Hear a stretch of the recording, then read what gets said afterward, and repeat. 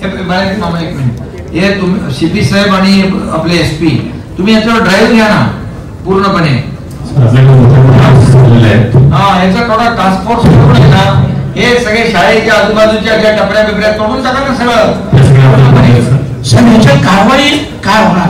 कारण बघा ऍक्च्युअल जो पडून गेले ना साहेब, तो आज एक भिवंडीत येतो.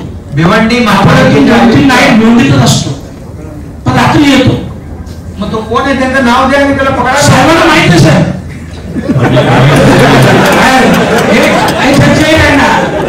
माहित आहे. आणखी पण जी नावं आहेत ना सर ती मी तुम्हाला देतो, पण याच्यावर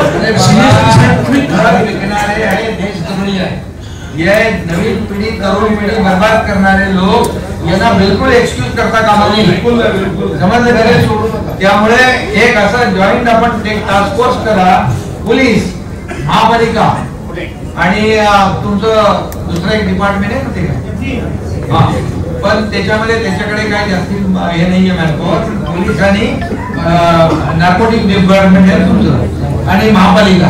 हे जे शाळेच्या आजूबाजूला ज्या ठिकाणी व्यापार करतात ना, हे सगळं तोडून टाका, डिमॉलिश करा.